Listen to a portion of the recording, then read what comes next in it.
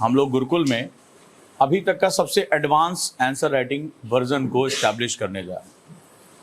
आप में से कुछ लोग लिख रहे हैं, कुछ लोग उसी आंसर को, क्वेश्चन को एक्सप्लेन करने की कोशिश कर रहे हैं। जो उन्होंने अंदाजा लगाया कि क्या हुआ होगा, कैसे हुआ होगा, उसी को उन्होंने एक्सप्लेन करने की कोशिश की। विखंडित भारत, कुछ शब्द पकड़े उन्होंने, और मैंने औरंगजेब का नाम लिया तो फिर उन्होंने उस सत्ता कैसे पतन हुआ, राष्ट्र कैसे टूटा, और लगभग एक जैसी कहानी उन्होंने बताई। लेकिन आप एक बात ध्यान रखिए, जो बच्चे मेंस में पहुंचते हैं वो बहुत ही, एक तरह से कह सकते हैं, टफ कंपटीशन को फेस करते हैं।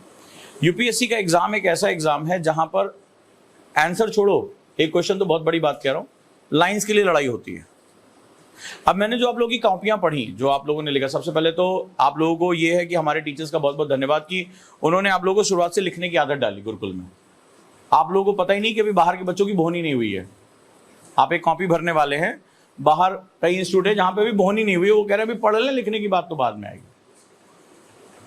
तो आपने एक बेसिक स्टार्टिंग कर दी है। लेकिन वहां पर जब मैं आप लोगों के आंसर चेक कर रहा था या मेरे पास जो फीडबैक आ रहे थे, आपको एक चीज सिखाई गई, प्रसंग, व्याख्या, उपसंहार, इंट्रोडक्शन, बॉडी, एक्सप्लेनेशन, ऐसे लिखा आपने, ठीक है। हाँ, तो उसमें हमें कई बार ये नहीं समझ में आता कि क्वेश्चन के अनुरूप मुझे डिफिनीशन इंट्रोडक्शन में रखना है, बॉडी में रखना है,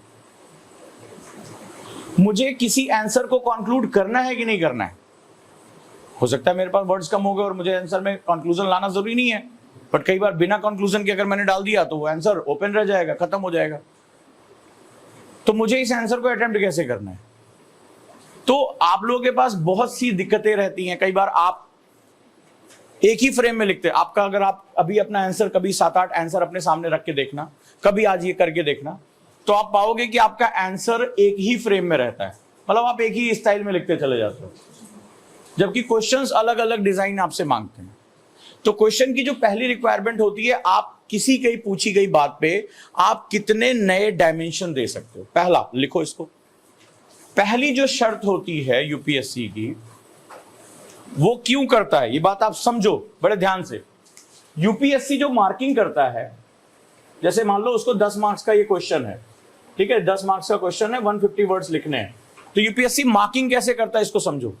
यूपीएससी इस दिए गए क्वेश्चन पे, इस दिए गए क्वेश्चन पर क्या करता है, कीवर्ड्स सेलेक्ट करता है। कीवर्ड्स यानी इस पूछी गई बात पर कितने डायमेंशंस आप दे सकते हो, यानी जो मेरा क्वेश्चन है उसको कितने एंगल से, सामान्य भाषा में बोले कितने एंगल से आप उसे कोरिलेट कर सकते हो। तो पहली शर्त क्या होती है, किसी भी पूछे गए प्रश्न पे आप कितने डायमेंशंस क्रिएट कर सकते हो। अब पूछोगे क्यों, इसकी क्या जरूरत है? तो क्या है कि 12,000 से 14,000 बच्चे मेंस दे रहे होते हैं, सेम क्वेश्चन अटेम्प्ट कर रहे होते हैं, सभी प्रीलिम्स निकाल चुके होते हैं, वो एलीट होते हैं, वो बहुत ही टफ कंपटीशन वाले बच्चे होते हैं। तो वहां पर आंसर अटेम्प्ट करने से ज्यादा तुम्हें यह ध्यान रखना है, जिसके डायमेंशन ज्यादा होंगे वो उतने ज्यादा कीवर्ड्स को टच करेगा, जो एग्जामिनर का प्रोटोकॉल है। अभी आप देखना, आपने जो लिखा और अभी मैं आपको जो देने जा रहा हूं, उस दोनों में अंतर देखना, और फिर सोचना क्या तुमने इतने डायमेंशन चेक किए, यानी मुझे इस तरह से चीजों को रखना चाहिए था, शुरुआत ऐसे करनी चाहिए थी, एक्सप्लेन ऐसे करना चाहिए था, कंक्लूड ऐसे करना चाहिए था। तो जितने ज्यादा आप अपने डायमेंशन टच करोगे, उतना ही ज्यादा कंपटीशन में ऊपर की तरफ जाओगे। तो पहली चीज होती है डायमेंशन रखना। फिर डायमेंशन के साथ रखा जाता है आप फ्लो कितना कर पा रहे हो, राइट, फ्लो, राइट, यानी डायमेंशन के साथ फ्लो कितना है आपका। फ्लो मतलब मैं जो बात कह रहा हूं, खासतौर पे सब्जेक्ट वाइज ये चेंज हो जाता है। जैसे हिस्ट्री में क्रोनोलॉजी बहुत इंपॉर्टेंट होती है। हिस्ट्री, ज्योग्राफी, पॉलिटी, सबका आंसर एक जैसा नहीं लिखा जाता, ये बात याद रखिएगा। ये बहुत माइन्यूट डिटेल बता रहा हूं। हिस्ट्री लिखते समय आप क्रोनोलॉजी का बहुत इंपॉर्टेंस देंगे, इवन दो आपको पता भी नहीं है। आप हो सकता है मराठा रखें, सिख रखें, राजपूत रखें, कैसे भी रख दें, लेकिन जो स्मार्ट स्टूडेंट होता है वो क्रोनोलॉजी का बड़ा ध्यान रखता है, कौन सी शक्ति, कौन सी रीजनल पावर किस क्रम में आई। तो फ्लो इसको बोलते हैं, यानी कि विद द स्टेट, आप फ्लो के साथ, यानी जो बात आप लिख रहे हैं, पहला शर्त हो गई, आप उस बात के कितने पर्सपेक्टिव दे सकते हैं उसको। फिर जो पर्सपेक्टिव है वो फ्लो के साथ होना चाहिए, वो इरेशनल नहीं होना चाहिए कि लास्ट में आई हुई शक्ति को आपने सबसे पहले वाली पे रख दिया। या तो वो इंक्रीजिंग ऑर्डर में हो या डिक्रीजिंग ऑर्डर में हो, हैपहैज़ार्डली नहीं होना चाहिए। बात जो कह रहे हो वो फ्लो के रूप में होना चाहिए। आप अगर आर्गुमेंट भी रख रहे हो तो आर्गुमेंट हमेशा स्टेटमेंट के अपोजिट होता है। मैं कोई बात कह रहा हूं, अब इस पर मैं अपना आर्गुमेंट दे रहा हूं। आप आर्गुमेंट देके स्टेटमेंट नहीं दे सकते, फंस जाओगे। तो आप लोगों को ये पता नहीं होता, लेकिन वो सब चीज वॉच की जाती है। फिर कुल मिलाकर इसकी समरी बनती है, एग्जामिनर बनाता है, उसके क्राइटेरिया होते हैं, फिर वो उसको मार्क्स देता है। ये बहुत बड़ा जो है ये आर्ट है, बहुत कमांड के साथ आती है, तब कहीं जा। और ये सब कुछ आपको क्या करना है, दो चीजों में, वर्ड लिमिट और टाइम लिमिट, दोनों में करना है। मतलब ये भी देता कि एक आध घंटे में सोच के बता दो, कोई टेंशन वाली बात नहीं, सब कुछ इसी के अंदर करना है। 7 मिनट, 7 मिनट्स पढ़ना है, क्वेश्चन समझना है, डायमेंशन जनरेट करने हैं, फ्लो माइंड में सेट करना है और उसको लिख भी देना है, सब कुछ। यानी सीक्वेंशियल और पैरेलल दोनों प्रोसेसिंग इसमें चलती है। सो ये वन ऑफ द टफेस्ट जो है आर्ट होती है, और जिसने इस पर कमांड कर लिया, यूपीएससी के सिलेबस के साथ भी वो रहा, बहुत आसानी से वो कर जाएगा। सो आज गुरुकुल में एक नए डायमेंशन का जो है हम एक उदय लेकर आ रहे हैं। और जैसा हमने आरएफआर शुरू किया और आरएफआर के बाद आरएफआरएन किया, वो जो नेक्टर नोट्स है वो आपको प्रीलिम्स की तरफ अपने आप लेके चला जाएगा। अब जिस डायमेंशन को मैं जन्म देने जा रहा हूं उसको बोलते हैं लेआउट मेथड, जिसके बारे में मैंने आपसे बात किया। लगातार जो मैं सालों से 20 प्रिंसिपल ऑफ आंसर राइटिंग और तमाम तरह की चीजें पढ़ाई, ये उसका निचोड़ है। और अगर तुमने मेरे साथ ये प्रैक्टिस कर ली, यहां पर मैं लेआउट दे रहा हूं। लेआउट का मतलब होता है ढांचा, राइट। मैंने क्या देखा है कि आपका माइंड फ्रीली सोचता है। आप जो पास्ट में जिस तरह से आंसर राइटिंग सीबीएसई में या अपने बोर्ड में करते चले, आप उसी तरह की आंसर राइटिंग यहां भी कर रहे हैं। यूपीएससी में राइटिंग थोड़ी सी अलग मांगता है, राइट। वो कीवर्ड के बेसिस पे आंसर राइटिंग की जाती है। तो वहां पर आपको पहला जो आपका काम होता है, किसी भी पर्टिकुलर पॉइंट पर कितने डायमेंशन जनरेट करने हैं।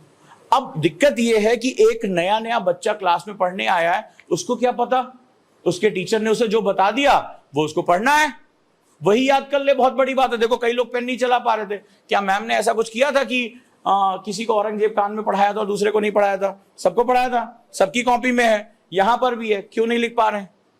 तो मैंने मोटर एक्टिविटी बताई थी, इसीलिए कहा था आंसर राइटिंग से पहले राइटिंग बहुत जरूरी है। उसके बाद क्या होता है, आपको कैसे पता कि मुझे इस पर कितने डायमेंशन जनरेट करने हैं? अब आपके दो काम हो गए। एक्टिव लर्निंग सिखाई थी, तो एक्टिव लर्निंग में मैंने तुम्हें बताया था टीचर जो बोलता जा रहा है उसको मैंने आपको बताया था कानों से देखना, तो वो कर लिया। मैंने आपसे कहा था इसके आगे भी लेके जाऊंगा।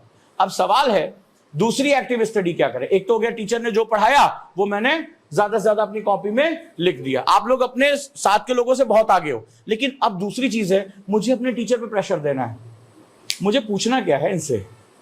और ये तुम्हारा मन अभी डिसाइड नहीं कर पाएगा। जो टीचर ने पढ़ा दिया मान लेंगे वो सही पढ़ाया और अच्छा पढ़ाया, लेकिन मेरी रिक्वायरमेंट क्या है ये मैं कैसे पता करूंगा? ये कैसे पता करूंगा? ये इससे पता होगा। लेआउट का मतलब होता है खांचा खींच देना कि इस पर्टिकुलर क्वेश्चन में ये सप्लाई होना चाहिए था। अब ये जो वर्कबुक मैं दे रहा हूं, this is kind of workbook, daily मैं आपको दूंगा, ठीक है। हर दिन 2 क्वेश्चन इसमें होंगे और हर क्वेश्चन को 4 बार अटेम्प्ट करना है, 4 टाइम्स। ये बड़ा ध्यान से सुनना, ये नियम लिखते जाओ, 4 बार अटेम्प्ट करना होगा। आप इसको इसमें कुछ नहीं लिखेंगे, ये आप फाइल में सजा के रखेंगे। शुरुआत में कर रहा हूं यूपीएससी के क्वेश्चन से ही, और जैसे जैसे आपके कोर्स होता जा रहा है वैसे वैसे मैं पीछे से क्वेश्चन देता जा रहा हूं। ये अपने आप में संपूर्ण है, मतलब उस टॉपिक पे आपको जो भी डायमेंशन चाहिए उसका लेआउट। लेआउट का मतलब होता है मैंने आपको फ्रेम दे दिया कि इस पर्टिकुलर क्वेश्चन पर आप इस तरह से अटेम्प्ट करेंगे। पहला लाइन आप ये लिखेंगे, इसके बाद आप ये लिखेंगे, इसके बाद आपको ये आर्गुमेंट रखने होंगे, इसके बाद आप इसको अगर टाइम मिला आप कंक्लूड करेंगे और कंक्लूजन में आप इसके भी पॉइंट आप रख सकते हैं। अब इसमें 2-3 चीजें होंगी। पहला, आप अपने आंसर की प्रैक्टिस इसी के हिसाब से करेंगे और इस तरह से दिया है कि 150 से 200 वर्ड के बीच में आप आसानी से उसको फ्रेम कर सकते हैं, पहला।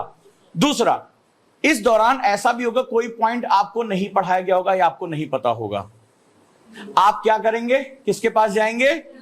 अपने टीचर के पास जाएंगे। बोले आपने मुझे ये पॉइंट नहीं बताया, अब टीचर को तैयार होकर आना पड़ेगा।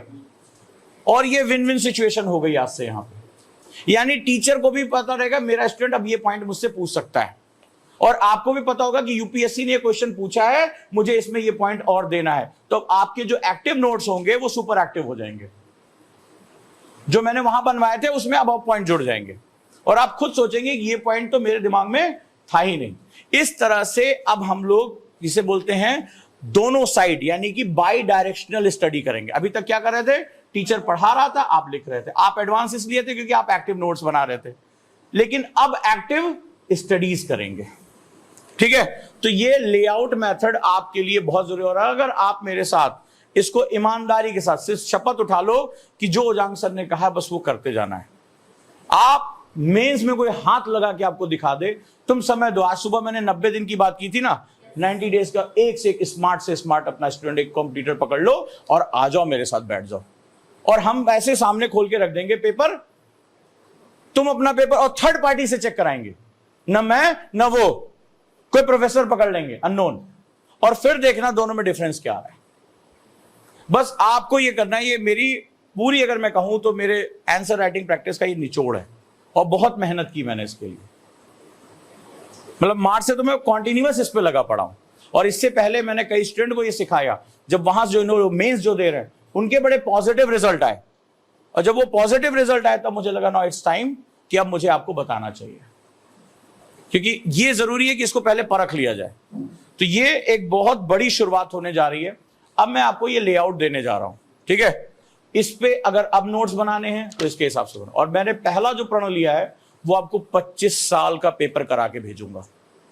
अगर 25 साल का मेंस का पेपर भी तुमने ढंग से कर लिया, खुद से लिख डाला, तो 45-50% पेपर तुम्हारा ऐसे हो जाएगा।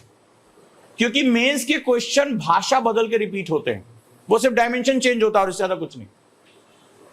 ये क्वेश्चन, इस तरह का क्वेश्चन कई बार आया, रेलवे का क्वेश्चन कई बार आया, गांधी कई बार आ चुके हैं, बस वो थोड़े से क्या करते हैं, डायमेंशन चेंज करते हैं। इसीलिए हर क्वेश्चन पर मैंने अलग अलग डायमेंशन क्रिएट किए हैं। तो आपको क्या करना है, बस ये करना है, अगर मेरे साथ इन 20-25 सालों का पेपर भी तुमने कर डाला फर्स्ट फेज में, तो यकीन मानो तुम्हारा मेंस में तुम 45% बड़े आराम से निकल गए। क्या फायदा होगा, सबसे पहला तुम्हारी मेमोरी एक तो बहुत इनहेंस हो जाएगी, भूलोगे ही नहीं। क्योंकि अभी क्या है, जैसे औरंगजेब के बाद यूरोपियों का आगमन, तो बहुत बड़ा चैप्टर है, तुम्हें नहीं समझ में आ रहा होगा क्या पढ़े क्या याद रखे, लेकिन इससे तुम एकदम ब्रीफ हो जाओगे कि मुझे ये पढ़ना है इसमें। दूसरा फायदा, आंसर राइटिंग तुम्हारी मतलब मार्वलस हो जाएगी, अच्छी छोड़ दो, ये मार्वलस हो जाएगी। तीसरा, रिवीजन का इससे बेस्ट मेथड नहीं हो सकता। बेस्ट मेथड ये फिल इन द ब्लैंक्स की तरह है, इस kind of fill in the blanks. आज तक मेंस में किसी ने फिल इन द ब्लैंक्स नहीं किया होगा, वो मैंने करके दिखा दिया। मैं तुम्हें लेआउट दे रहा हूं, तुम उसके अंदर माल डालते जाओ, मसाला भरते जाओ, खत्म करो। और अगला जो सबसे इंपॉर्टेंट है, क्लास में आपकी जो एक कहते हैं ना कि आउटपुट, वो कई गुना बढ़ने वाला है। तुम्हारे टीचर्स को बड़ा चैलेंज आने वाला है, उन्हें अब बहुत डायमेंशन क्रिएट करके क्लास में आना पड़ेगा, और कुल मिलाकर विन विन सिचुएशन में तुम रहने वाले हो। चाहे उनको मेहनत करनी पड़े, चाहे तुम्हें क्वेश्चन ढूंढना पड़े, लेकिन तुम्हारी नॉलेज अब क्या होगी, पूरी फ्रेम हो जाएगी, कुछ भी फिलर विलर, अब कोई स्पेस नहीं बचेगा। तो एक बार मैं तुम्हें दे रहा हूं, इसको सबको दे दो, ये गुरुकुल की लाइब्रेरी के बच्चों के लिए है, और एक बार इसको फील करो, इसमें से कितने पॉइंट आप लोगों ने लिखे, कितने पॉइंट लिखे। 2 क्वेश्चन है, दोनों 2017 के हैं, और आपके सिलेबस में ये पढ़ा दिया गया है। अब मुझे बताओ ऑनेस्टली, कितने लोगों ने क्वेश्चन निकला, मिला तुम्हें जो भी मैंने दिया था है? अब देखो जरा कितने लोगों ने इतने पॉइंट रखे, कितने लोगों ने इतने पॉइंट टच किए, मुझे ईमानदारी से बताओ।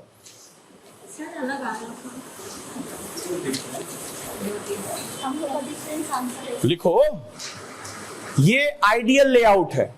इस क्वेश्चन का एक अच्छा जो यूपीएससी मेंस क्वालिफाई करता, उसका आंसर ऐसा होना चाहिए था।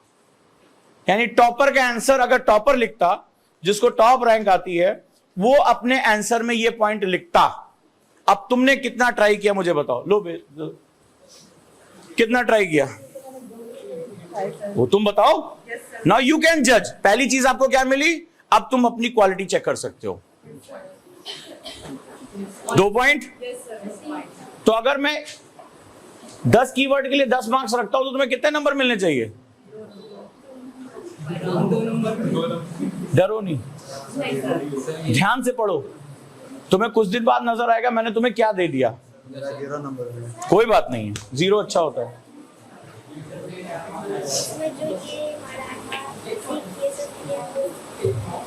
ठीक है, इट्स ऑल गुड।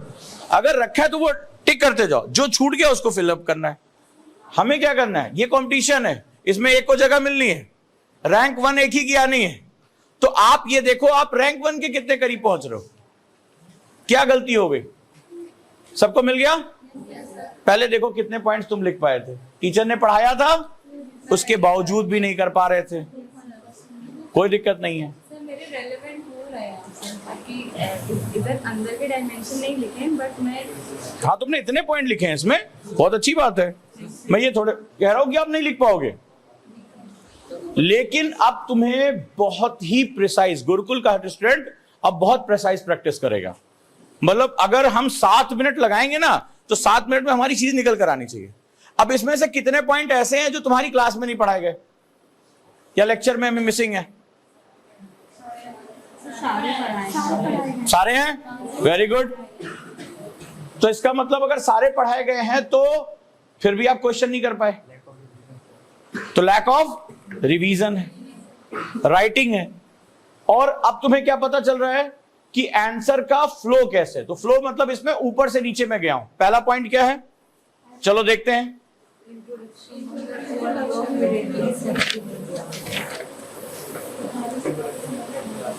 क्वेश्चन जो दिया गया है उसके हिसाब से 18वीं शताब्दी के मध्य में क्या क्या हुआ था।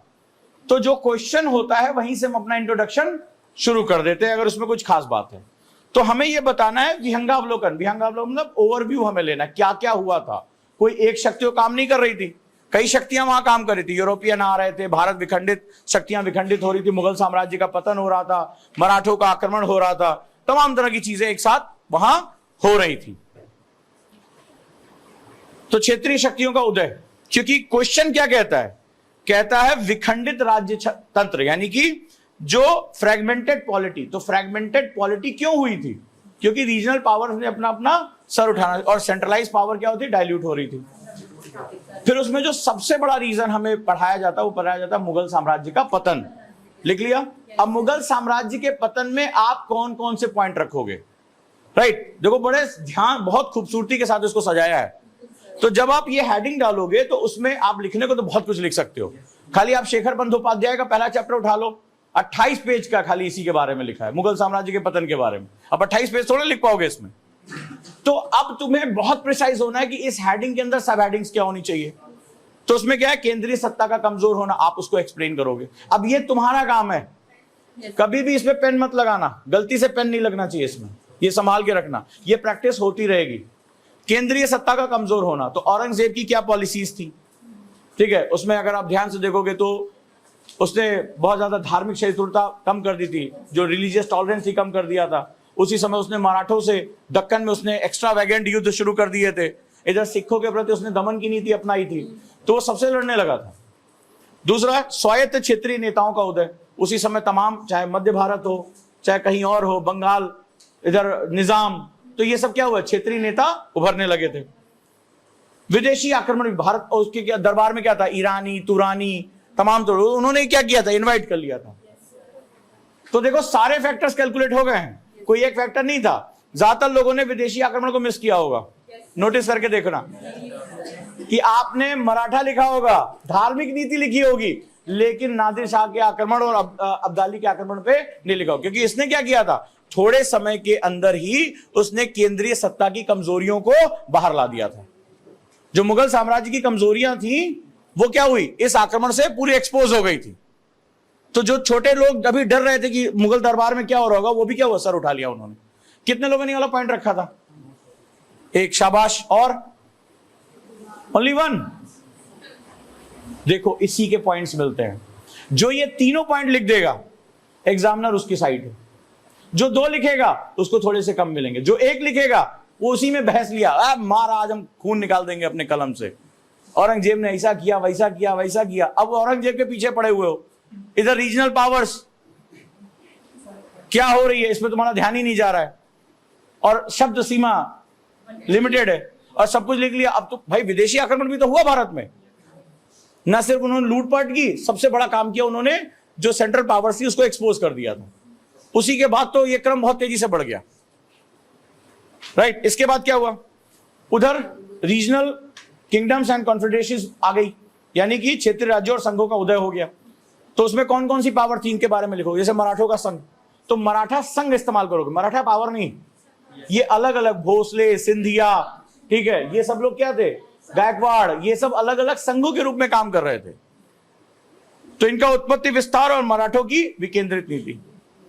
और जरूरी नहीं कि सारे पॉइंट्स लिखो, मान लो 150 वर्ड में तुम्हें लग रहा है कि ये पॉइंट, मैंने इसमें 2 ऑप्शन रखे हैं कि आप 150 होते हुए आप दूसरा पॉइंट भी उठा सकते हो, जैसे मान लो उत्पत्ति एवं विस्तार, तो जरूरी नहीं कि तुम उसको लिखो। अगर लग रहा है कि वर्ड्स कम हो रहे हैं तो उसको तुम छोड़ भी सकते हो, और लग रहा है कि मान लो कोई क्वेश्चन 250 वर्ड में आ गया 150 की बजाय, तो तुम उसमें लिख दो। तो ऑप्शन तुम्हारे पास, हर क्वेश्चन को 3 से 4 बार अटेम्प्ट करना है। और अगर नहीं पता तो क्या करोगे, टीचर के साथ बैठोगे और इसको आज, यानी अब बिल्कुल पढ़ाई को मैंने टू द पॉइंट कर दिया है। पंजाब में सिख साम्राज्य, जिसमें सबसे महान शासक महाराजा रणजीत सिंह का उदय। निर्माण और संगठन, कैसे कैसे उन्होंने निर्माण किए, आप लोगों ने उसके बारे में पढ़ा होगा, किस तरह के उन्होंने संघ बनाए। बंगाल, अवध और हैदराबाद में नवाब, कितने लोगों ने ये पॉइंट रखा, कोई 1 2 3 4, इन्होंने बहुत ज्यादा चैलेंज करना शुरू कर दिया था। चलिए, फिर सबसे बड़ी तो खेल वहां शुरू हुआ। अब औरंगजेब ने लड़ाइयां लड़नी शुरू कर दी थी, उसको खर्चा चाहिए था, खर्चा उसको कहां से मिले, यूरोप घुस गए यूरोपियन, बोले हम यार बिजनेस तुम्हें करके देंगे, और इधर वो क्या हो रहा था, दक्कन में चला गया लड़ने के लिए, तो उसको ये नहीं समझ में आ रहा, तो उसको समझ में पैसा आना चाहिए, तो वहां पे क्या किया, यूरोपियन ने इसी का फायदा उठाया। तो सबसे पहले ब्रिटिश ईस्ट इंडिया कंपनी का, उसमें क्या हुआ, प्लासी का युद्ध और बक्सर का युद्ध, ये दोनों बहुत डिसाइडिंग फैक्टर्स थे, जहां पर उन्होंने क्या किया, ट्रेड से टेरिटरी में कन्वर्ट हो गए,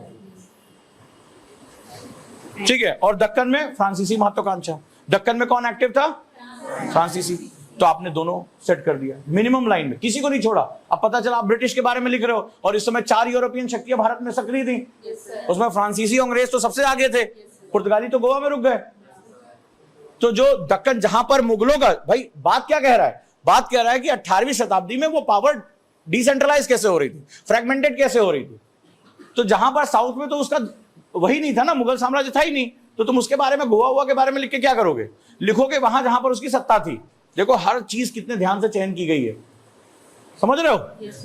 तो वहां पे 2 शक्तियां बहुत हाईली एक्टिव थी, डच तो निकल गए थे सुमात्रा जावा की तरफ, डच तो कहीं दिखाई नहीं पड़ रहे थे, पुर्तगीज तो उनके बारे में लिख के कोई फायदा नहीं है। अगर तुम केवल अंग्रेजों के बारे में लिखते, और फ्रांसीसी कहां बैठे हुए थे, दक्कन में बैठे हुए थे, तो तुम एक पावर छोड़ देते। भले चाहे एक ही लाइन लिखो, 2 ही लाइन लिखो, लेकिन तुम्हें डालना पड़ेगा। यानी तुम पूरा क्या कर रहा है, पूरे भारत के बारे में ये डिस्कशन कर रहा है, और किस सत्ता के अगेंस्ट, जो सबसे ताकतवर सत्ता है, तो उसके अगेंस्ट ये बात कह रहा है। तो अगर तुमने पूरे परिप्रेक्ष्य में लिख दिया, गुड। अब क्वेश्चन में अगर कंक्लूजन देना है, जरूरी नहीं कि इसमें तुम दो, अगर लग रहा है 150 वर्ड निपट गए तो कंक्लूजन देने की जरूरत नहीं है, ये ओपन एंडेड है। और अगर लग रहा है मैं बहुत अच्छे तरीके से तुमने बैलेंस किया, मान लो तुमने हर पॉइंट्स को टच किया, ये जरूरी है, जितने ज्यादा तुम इसमें पॉइंट टच करोगे उतने तुम्हारे मार्क्स बढ़ने के चांसेस है। तुम केवल पहला वाला पकड़ के उसमें खून उतार दो, वो मिलने तुम्हें 2 ही नंबर है। ऐसा लिखो कि मतलब औरंगजेब भी उसकी आत्मा निकल कर आकर रोने लगे फपक फपक, यार इतना तो अच्छा किसी ने लिखा, तब भी तुम्हें मिलेगा 2 ही नंबर, क्योंकि वो कीवर्ड के लिए सेट है। उसका पहला ये सेगमेंट है कि इस स्टूडेंट ने इस प्रेशर में कितने डायमेंशन सोचे, ये सारा सोचने का एग्जाम है, और आपने जितने डायमेंशन टच कर लिए वो उतने मार्क्स देता जाएगा तुम्हें। वो ये नहीं कह रहा तुम इसमें साहित्य लिखो, वो सिर्फ ये तुमसे तुम्हारी समझ पूछ रहा है, वो तुमसे इतिहास थोड़ा लिखवा रहा है, तुम्हारी समझ पूछ रहा है कि तुम्हारी इस क्वेश्चन पे समझ कितनी है, तुम इमेजिनेटिव कितने हो कि क्या क्या हो रहा था। अब तुमने पता चला एक तरफा लिख दिया, हर किताब में वही धार्मिक सहिष्णुता की नीति और सिख, लेकिन कई चीजें तुमने छोड़ दी, तुम्हें मार्क्स उसी हिसाब से कम मिलते चले जाएंगे।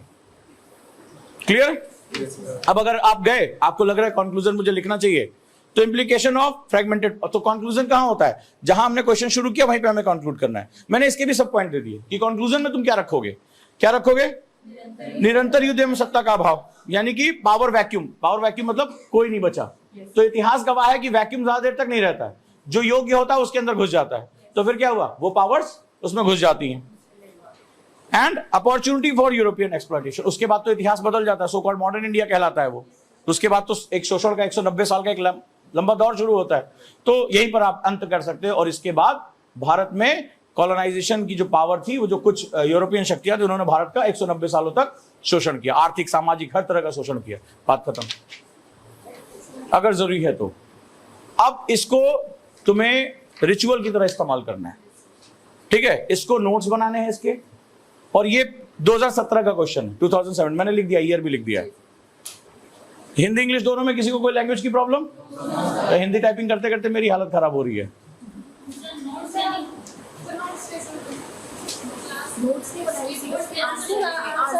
इसमें कुछ नहीं लिखोगे, आंसर फॉर्मेट में लिखो या पॉइंट फॉर्मेट में लिखो। इस हेडिंग के अंदर वो डाल दो। ये है लेआउट, मतलब ऐसा ही आंसर होना चाहिए। अगर तुम्हें खुद से पता है, टीचर ने पढ़ाया है, तो उसको फ्रेम कर दो, और नहीं पढ़ाया तो उसको जाकर पूछो, या मुझसे पूछो कि सर कौन सी किताब पढ़नी है, या इंटरनेट पे मुझे ये पॉइंट पता होना चाहिए। जैसे दक्कन में फ्रांसीसी प्रभाव कहां कहां था, कौन था उस समय जो दक्कन में फ्रांसीसी प्रभाव बढ़ा रहा था? फ्रांसीसी कौन था?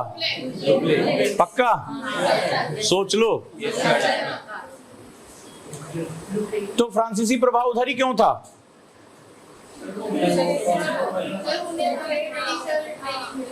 उसका संबंध फ्रांस की क्रांति से जुड़ा हुआ था, रिनासा से जुड़ा हुआ था। बिल्कुल। तो अगर ये पॉइंट नहीं पता तो अपने नोट्स में ये डाल लो। तो आंसर राइटिंग और नोट्स अब आगे से दो नहीं होंगे, अब आंसर राइटिंग और नोट्स एक ही होंगे। और अब तक जो हमने पढ़ा, जो सीखा, अब हम उसको एक ही लाइन में डाल देंगे।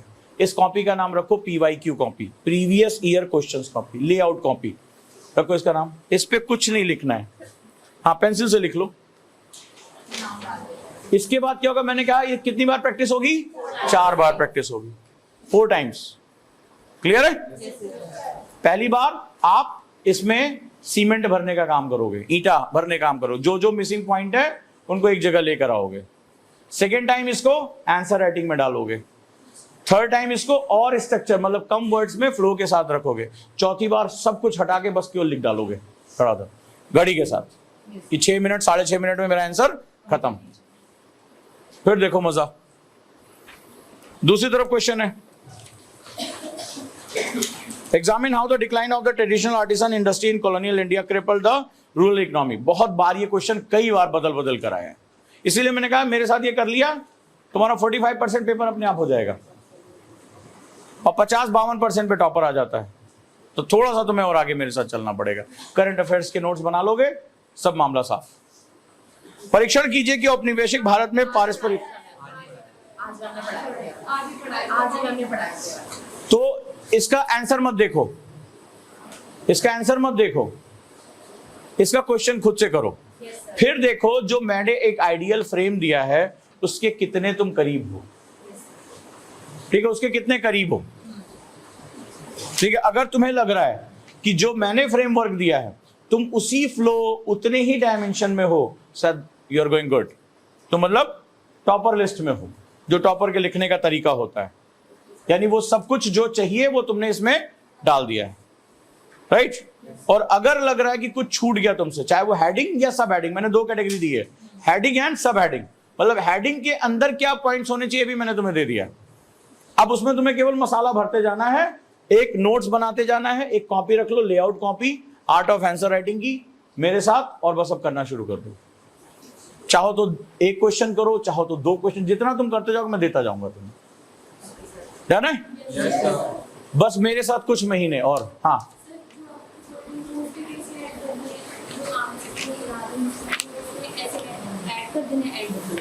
कौन सा?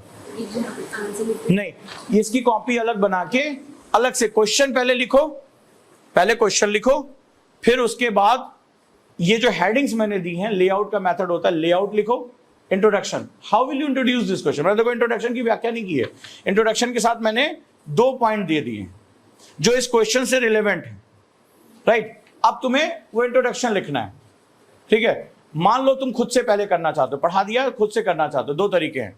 जो मैम ने पढ़ा दिया लो हम खुद से करें, तो खुद से करने के बाद देखो कि इस लेआउट से क्या मिसिंग है। 1 पॉइंट, 2 पॉइंट, 3 पॉइंट, कितने पॉइंट मिसिंग है। फिर उसको एक कॉपी बना लो, थोड़ी सी मेहनत करनी पड़ेगी। उस कॉपी में ही अपने नोट्स को, इसको सुपर नोट्स कह सकते हो तुम लोग, ठीक है, this is super notes for mains.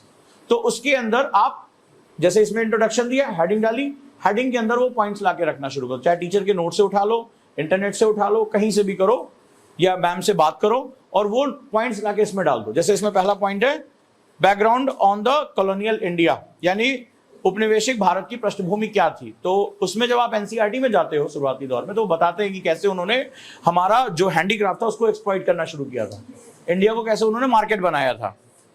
तो वो तुम्हें पॉइंट्स देना। अब इंट्रोडक्शन कभी भी 2 लाइन 3 लाइन से ज्यादा नहीं होना चाहिए, तो ये भी तुम्हें ध्यान रखना है।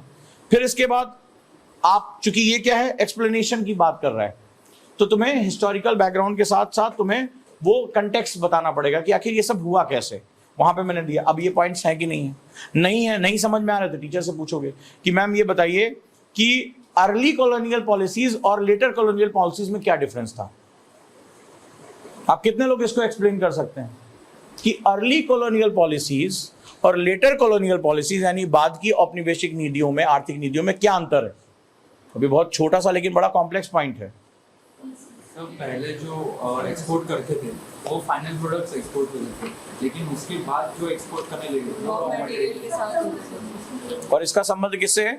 शासन से। ईस्ट इंडिया कंपनी से जब ब्रिटिश क्राउन के अंदर शासन आता है।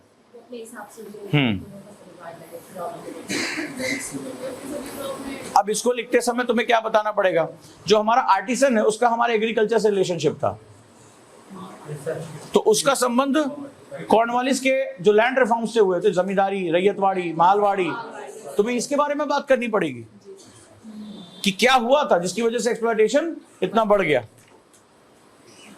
राइट। तो अगर ये पॉइंट पूरे हो जाए तो तुम्हारे सुपर नोट्स बन के तैयार हो जाएंगे, क्योंकि इस टॉपिक से रिलेटेड जितने भी हेडिंग्स है सब इसके अंदर कवर हो जाएंगे। तो अगर ये क्वेश्चन कल को दूसरी तरीके से भी पूछ ले कि लैंड रिफॉर्म्स का या जमींदारी का भारत के हस्तशिल्प के विकास में क्या योगदान रहा, तो आप क्वेश्चन तब भी कर लोगे। तो ये क्या होगा, एक सुपर नोट बन के तैयार होगा तुम्हारा। इसीलिए मैंने कहा एक क्वेश्चन को 4 बार अटेम्प्ट करना है। फाइनल अटेम्प्ट तो सब कुछ किनारे रख के धड़ धड़ धड़ धड़ 6 मिनट के अंदर खत्म, बिल्कुल स्ट्रक्चर। मेरे इतने पॉइंट मिस होने ही नहीं चाहिए। इसके ऊपर एक आध रख दो, हाल में कोई करंट अफेयर्स आया उसमें जोड़ दो लास्ट में कि हाल में ऐसा हुआ, बस हो गया, बस निकल लो। मिलेंगे इंटरव्यू में।